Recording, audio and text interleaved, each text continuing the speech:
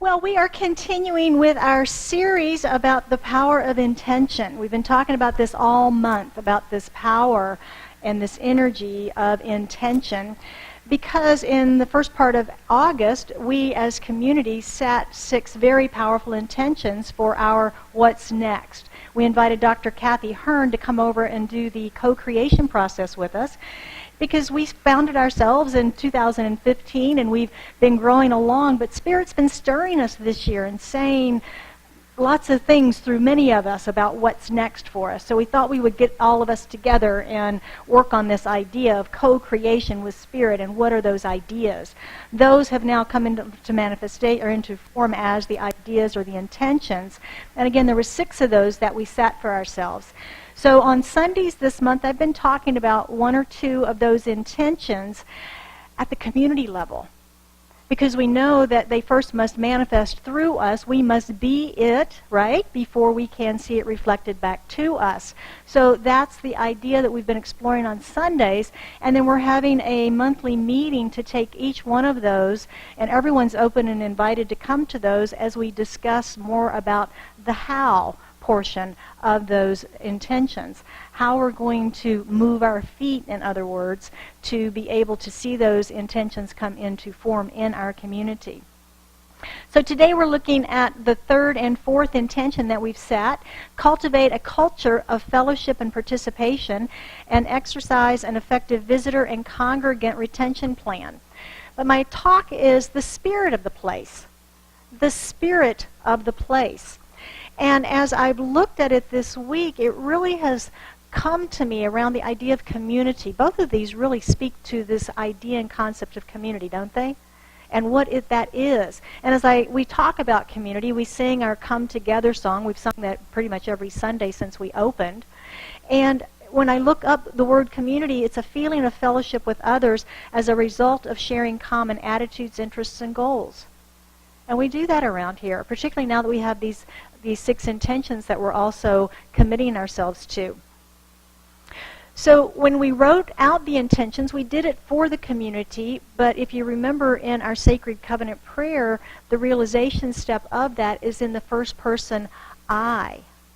So the intentions today are: I am cultivating a culture of fellowship and participation. I am exercising an effective visitor and congregant retention plan. So I want you to take a trip with me, if you would. I invite you to close your eyes if you're comfortable, and use this powerful thing we call our imagination. And I want you to think about your home. That place you just left this morning. Your home. What does it feel like? What is the environment? What is the spirit of that place? And now I want you to think about a friend or family's home that you may have visited recently. What does it feel like? What is the environment of that place? How does it feel? How is it different from your home? What do you like better or not like better? You can open your eyes. The spirit of the place. I would bet both of those were different in a little way. Now, think of the friends and the family that you enjoy spending time with, participating with. There's probably a particular group, right, of people that are your go-to, if you will. The ones that you want to do things with. That may be your travel partners. Maybe they're your golf buddies. Maybe they're people you go to the games with. Maybe it's a group that you like to have a deep, richer conversation with. Maybe you volunteer with them. But we've all got those relationships and connections. We may have a best friend, that one special friend that is a totally different relationship than maybe all of our other friends. It's a different environment that we have with that person, isn't it? It's a culture of friendship that we've created, maybe with that group of travel friends or with that individual best friend. So there's an environment that we've created, and it is unique to you and your relationship with them. It's not with everybody, right? It's that one best friend.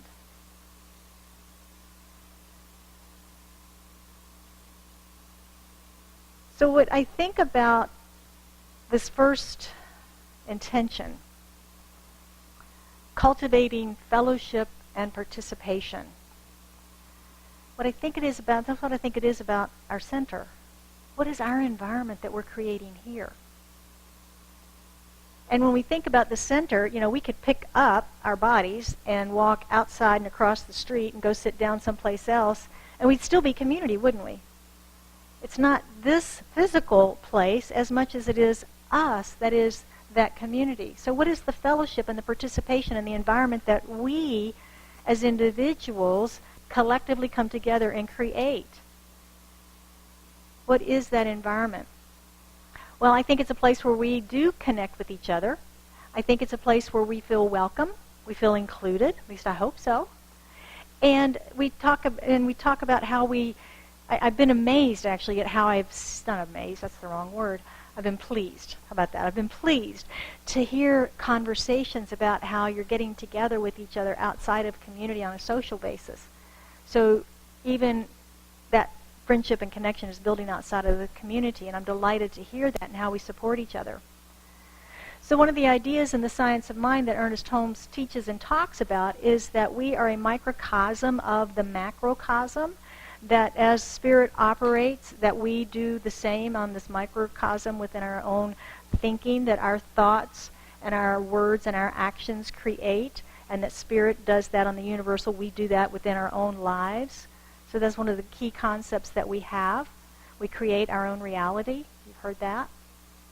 In Wayne Dyer's book, The Power of Intention, that's the book that we've sort of been using this month as part of this series, he quotes Thomas Troward, which I found interesting. Troward, of course, was a big influence on Dr. Ernest Holmes in his writing of The Science of Mind.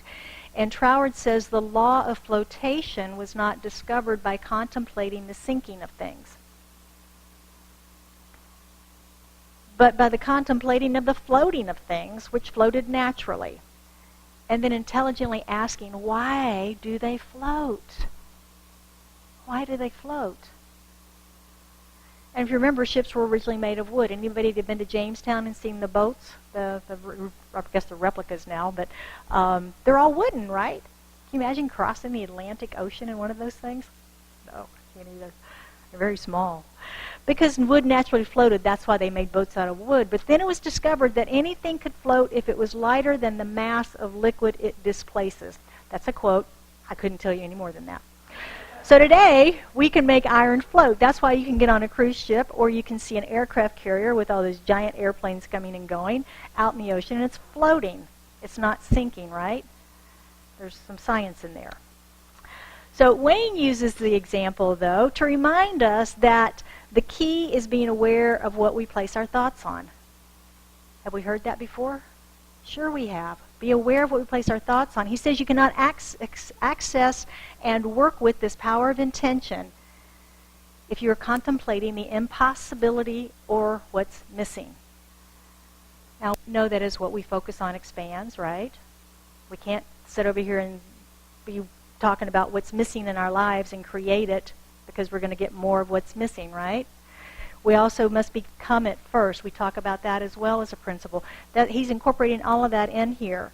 And Holmes, of course, favorite overused and my now new overused word, embody. We've got to put it on. We've got to wear it. We've got to walk the talk. We've got to walk the talk in order to be a welcome place for that to arrive. And that's sort of what we're doing here in community as we talk about these intentions that we've created in consciousness collectively. And now we've got to walk that, don't we? We've got to be that which we are intending. We have to be that which we're intending. So what is the spirit of this place? What is it for you? What is the spirit of you? What is the spirit of your place? Anybody been to the botanical gardens? Next door is what? The zoo. Different spirits of those places, isn't there? I prefer the botanical gardens to the zoo. The zoo is lovely, don't get me wrong. I love the animals. It's wonderful. But the spirit of the place, for me, I would prefer to go to the botanical gardens than to the zoo if I had a choice. I also prefer lakes and ocean over really high mountains and cold weather. Some people prefer cold weather, right? It's the spirit of the place.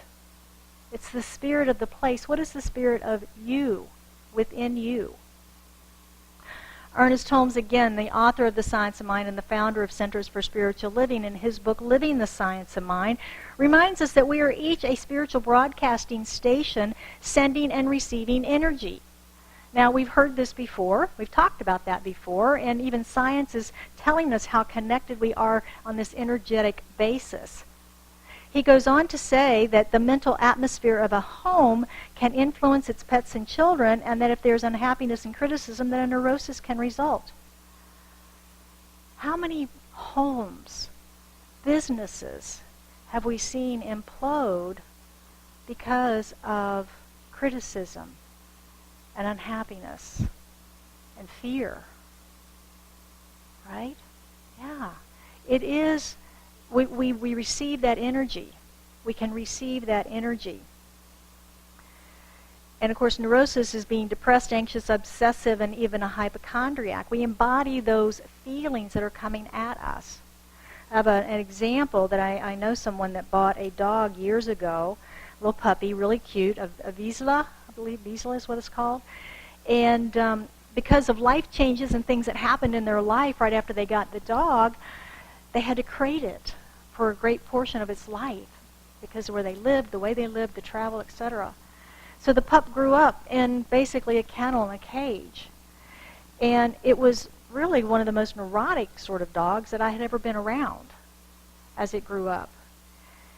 So I looked it up this morning, or yesterday, and I was looking at what this breed says, and it's found it interesting. Light-footed hunter's companion.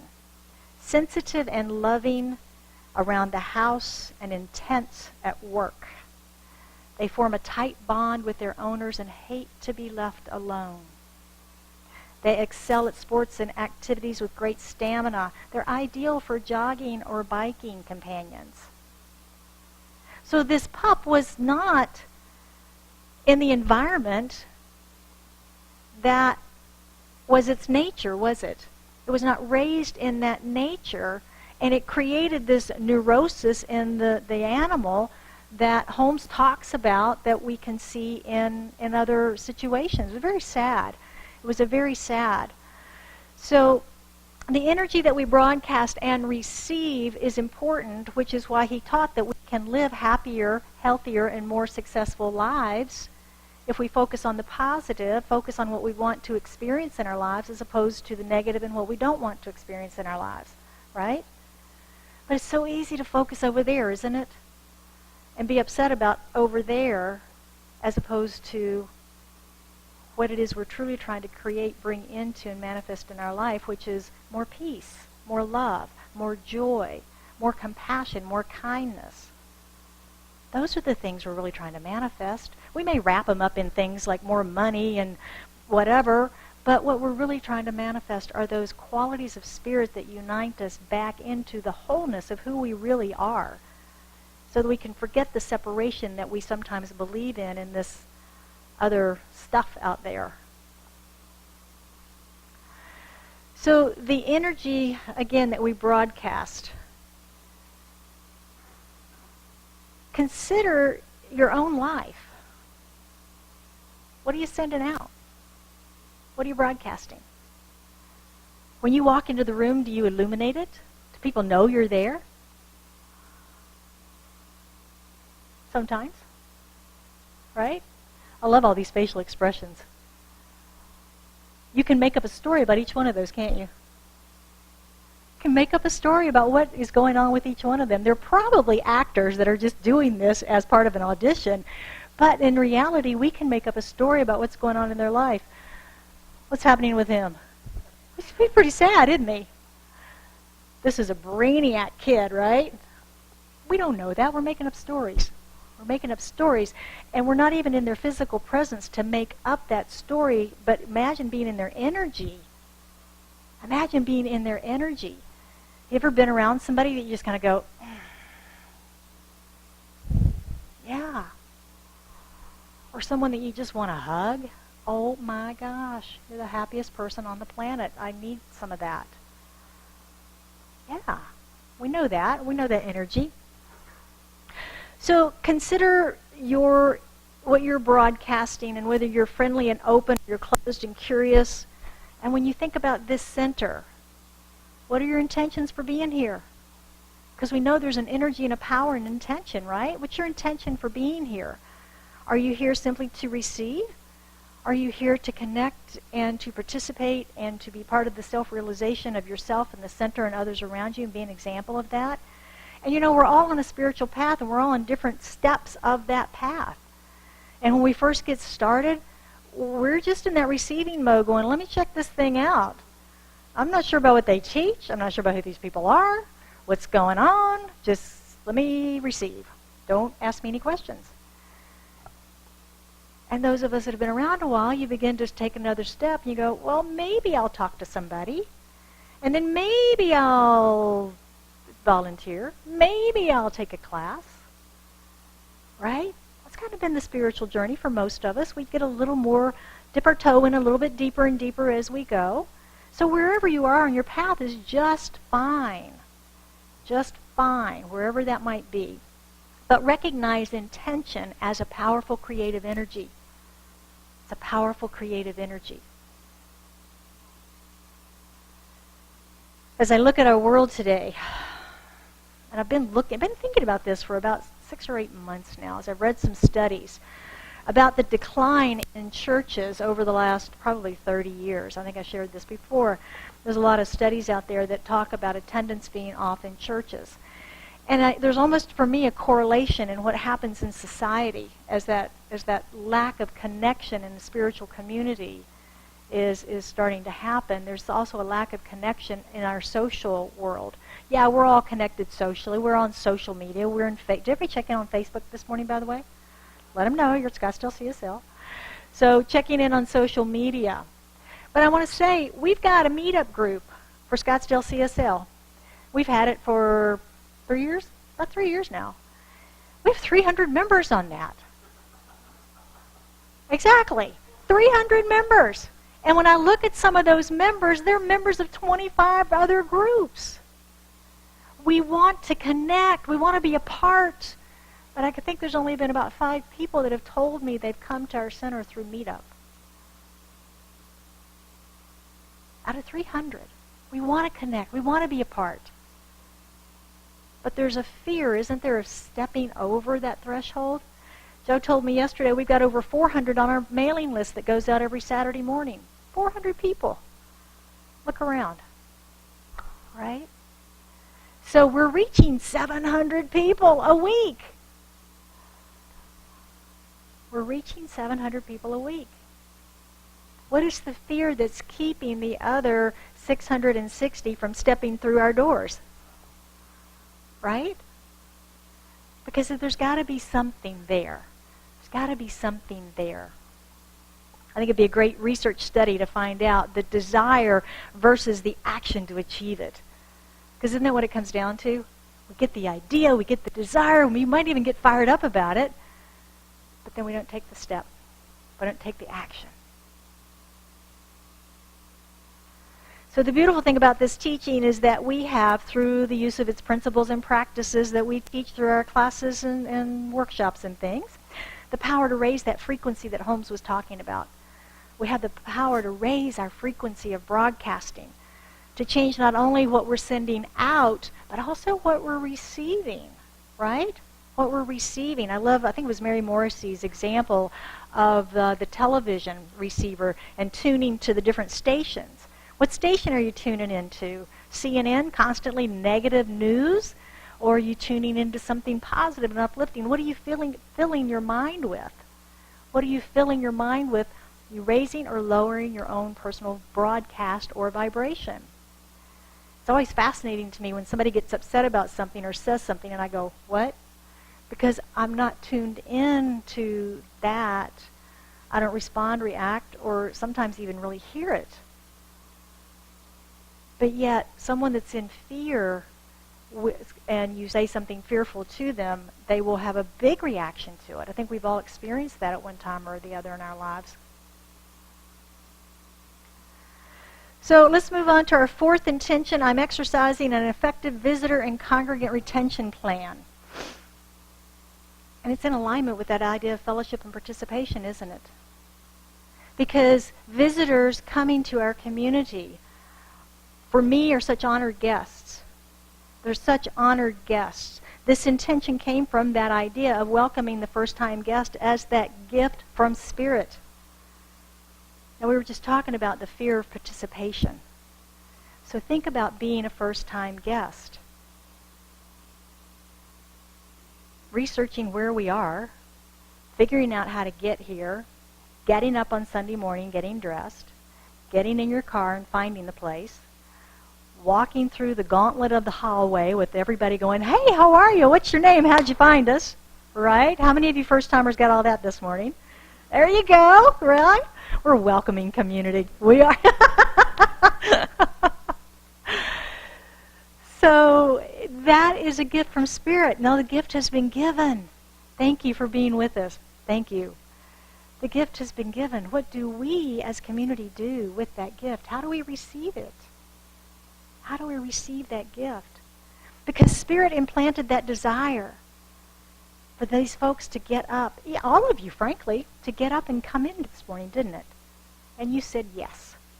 And you said yes. And so now here we are. Here we are. Now, being a good Southern girl, welcoming. In the South, you might get a glass of sweet tea. Sit on the front porch in a rocking chair and have a chat for a while. Doesn't matter what you're doing. Might be stringing beans, and whoever comes over might help you string beans. How do we welcome our guests? How do we welcome each other? I love seeing our meet and greet on Sunday mornings and watching how not only are we meeting and greeting our close friends, but we're also reaching out to our new visitors, and we're reaching out to new friends, because that's how we expand, isn't it?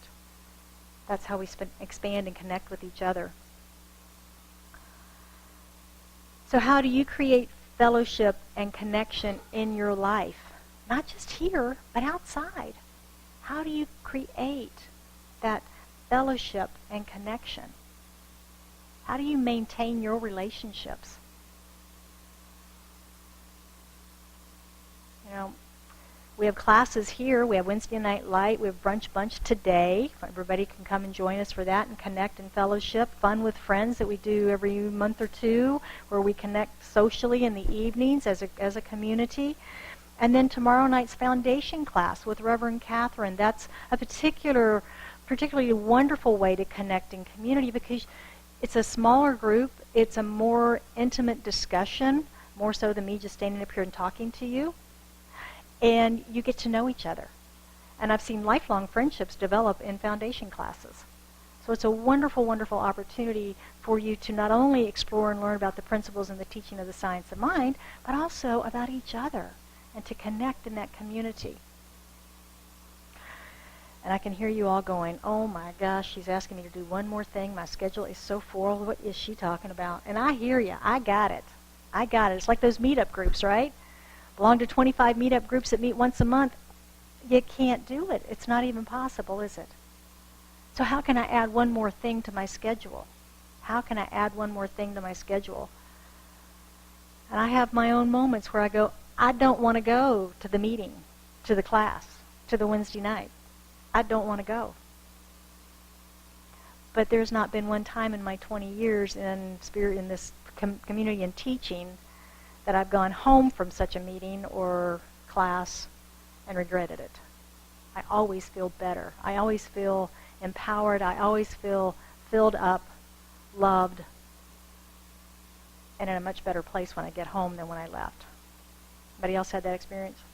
Yeah, I see a lot of hands and nods. So we know we sometimes have to push ourselves out the door. It's stepping over that fear sometimes. It's stepping over the yeah buts sometimes for our upward evolution of our soul's journey here. So we're going to look at these a little more deeply on our Wednesday night meeting that we'll have in October. We're going to move into the second intention at that meeting, and we'll get to this one a month or so later. But today is really about how you experience these intentions in your life. How are you community in your life? So let's look at our practicing the principles and see what ideas we can come up with. First intention, of course, is culture of fellowship and participation. Are you brave enough to take the first step? Are you brave enough to take the first step? Whether that's stepping over the threshold of your own home to go and do something, whether that's walking into a meeting or an assemblage like this and saying, I want to meet that person. I'm going to be a friend to them. Whatever that might be, are you brave enough to do that? And then what is your why for doing it? What is your why for being here? What is your why for doing anything? What's the guy's name? Sinek? Anyway, he wrote the book about that, and there's another book that followed that about, Mary Ellen, about the 9 whys that we have. That's pretty interesting as well. But Zeri Zukov says that the why beneath the why, and we talk about that. It may look like we want a red Corvette, but really what we want is how we're going to feel with that. We may want a new job, need more money so I can buy more things. What I really want to do is support my spouse. What I really want to do is send my kids or my grandkids to college. What I really want to do is be a bigger expression of creativity and the gifts and talents that I have. What is the deeper why that is operating and motivating us for the decisions and choices that we make? What is your motivation for taking or not taking the first step in fellowship and participation? Is there a fear? Is there I'm too busy? You know, we can look at that, can't we? Ernest Holmes says, if you want a friend, be a friend. And I think that's some of his simplest teaching. If you want a friend, be a friend. Number 2, exercising an effective visitor welcome program. I changed that up a little bit. Oh, I'm sorry, the next one I changed that. This one I didn't change. And again, this is back to my Southern upbringing. And just basic good manners. If we have a guest in the house, we welcome them. If you have a guest in your home, you make them welcome, right? So if we have a guest in our home, we make them welcome. And I look at everyone as a guest. I look at everyone as a guest, our first-time guests as well as those of you who have been coming since day one, our founding members. You're all guests of this community because to me you're all gifts from the divine. Because we wouldn't be here without you. We wouldn't be here without you. That's like our song we sing, you're a blessing, you're a gift.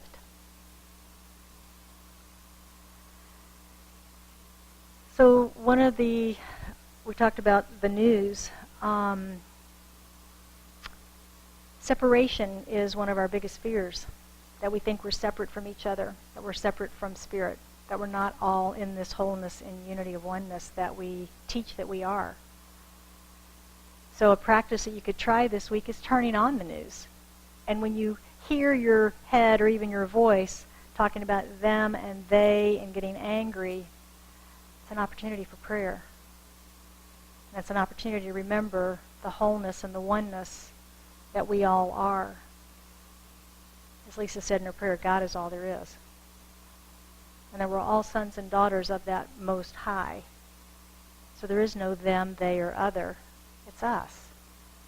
And all of those places are opportunities for prayer and healing and wholeness. So the third one is the one I changed. Creating a congregant care program.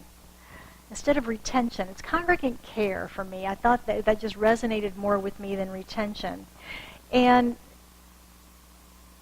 when we care about people, people feel connected, don't they? How do you care for your friends and your family? Most of us do in some way, don't we? We stay connected in some way. It's a lot like caring for our gardens. Anybody have a garden? Do gardening? Oh. Anybody been to a farmer's market? Anybody seen a garden? How about that? Y'all are like me. Forget that stuff. But it is like tending your garden, isn't it? That we have to tend through attention and intention. We've got to be a part of it. We've got to work in it. You've got to be a part of it and work in it. So who have you neglected to be in contact with? Who have you neglected to connect with? Who needs a card? Who needs an email? Who needs a phone call? Who needs a visit? Who needs a text? I mean, for goodness sake, we're all busy and go, I don't have time to sit down and write cards. I've started texting people to check in. Hey, how you doing? Hey, how you doing? And I've gotten some amazing responses. It's quick and easy. So that's one of your assignments this week, is reach out and touch someone. And we do, as I mentioned earlier, have our pastoral care department. We do have our pastoral care department that Suzanne Gildersleeve runs for us here, and that's where we take care of our congregants who are in need. Maybe there's a health challenge or whatever may be happening. And she's doing a wonderful job on that. But we've had a new program that has blossomed in the last 24 hours. And we're going to call it the We Care program, if that's okay with you. And it came through Kathy Sheriff. She sent me a nice long text yesterday about an idea that she had around this talk and this topic, and how more of an in-reach program for this idea of congregant care and connection, to where we make phone calls. We reach out to the folks that we haven't seen for a while. We send a card. We send that text. And to actually have a conscious effort and team put together for that. It's emerging. We're still talking about how we would do that. But if you've got an interest in being a part of that in-reach, see Kathy or myself, and we'll figure out how we're going to put that together. But our idea is to launch it in October. So I invite you to think about that and give us your ideas for that. Yes, Joe, we have one more thing we're doing. So at this point, I feel like I need to pause, and this came up yesterday as I was writing the talk, and it's still very, very alive for me today, to express my gratitude to all of you who are thinking about this community, who are thinking about these intentions, who are doing the daily prayer work, who are volunteering, who are coming to meetings, who are showing up on Sundays. Thank you. Because I feel that, as I said, Spirit is stirring this community. It's been stirring me, and it's been stirring through each of you throughout the year in big and wonderful ways. And we're on this threshold of infinite possibility, and I'm not clear on where all it's going yet, but I'm excited to see, and I'm excited that you're excited to be a part of it. And I appreciate your intention in working with our intentions to make this all happen for us. So thank you for that. And since we believe that what we focus on in our lives expands, I'm going to invite you once again to speak our sacred covenant, the realization statement, in the first person. If you would join me. I am growing in sustainable ways. I am informing, inviting, educating, and empowering. I am exercising effective visitor and congregant retention. I am cultivating a culture of fellowship and participation. I am creating an exceptional music ministry. I am being fully supported and abundantly prospered in the fulfillment of these intentions. So it is. Thank you all for that. And I would just like to close this out today with a quote from Oprah Winfrey. Many of you, I'm sure, have seen her Super Soul Sunday program, and she's had some amazing speakers on that, and through those speakers has learned a lot, and I believe transformed a lot of her life and the way that she expresses in the world today. But her quote is, "The number one principle that rules my life is intention. Thought by thought, choice by choice, we are co-creating our lives based on the energy of our intentions." We are co-creating our lives based on the energy of our intentions. And that's what we're talking about here, is the energy of our intention, the energy of our focus. Where are we placing that? Because we've all got a choice of where we place that, don't we? We can allow it to wander, or we can actually focus our intention to manifest the life that we say that we want. So I wish you peace and blessings, and I'm gratefully filled with gratitude that you're here with us today. And again, if you are with us for the very first time, thank you for being with us. And we appreciate you joining us. And if you would like, you can stop by the visitor table on your way out. They have a gift of appreciation because you stayed. So please stop by and visit with them. They would love to know more about you. And I would invite you now, if you would, to join me for an affirmative prayer this morning. How good it is to stay in this consciousness of the one, to recognize that we are a community of one.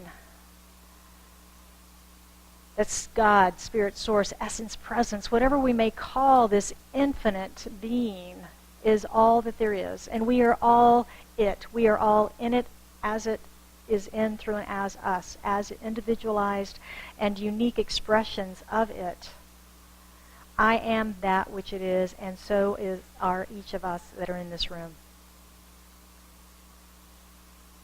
That same essence and presence, that same wholeness. There is no separation. There is no place where spirit is not. No situation, no circumstance, no person, place, or thing. And when we can remember that and take ourselves into that highest place of awareness, we can be that love. We can be that peace. We can be the joy and kindness in form, in expression. So from this place of knowing this unity and knowing the truth of who we are, I speak my word for and about each of us this morning, knowing, claiming, and accepting the wholeness and the truth of the community that we are, both inside and outside of this community, in our personal lives, in our spiritual lives, in our business lives. We do represent, we are community, we are fellowship, we are participating. We're here to live life, to participate in it fully, to allow Spirit to express through us in magnificent ways. As Marianne Williamson says, we're not here to play small. So we are this dynamic community. I know it and claim it for each of us as individuals and as Scottsdale Center for Spiritual Living. And I know for anyone that has anything on their heart this day that they are seeking prayer around, that as they lift that into their consciousness, that prayer is answered. That whatever needs to be healed, the healing is revealed. That truth is revealed. That clarity is revealed. That prosperity flows. Whatever the desire might be, that it is supported, because that's a desire of Spirit. So it is with great gratitude, great joy and thanksgiving that I release this into that activity of mind, into the action of law, knowing that as it is spoken, it is done, and we affirm this together by saying, and so it is.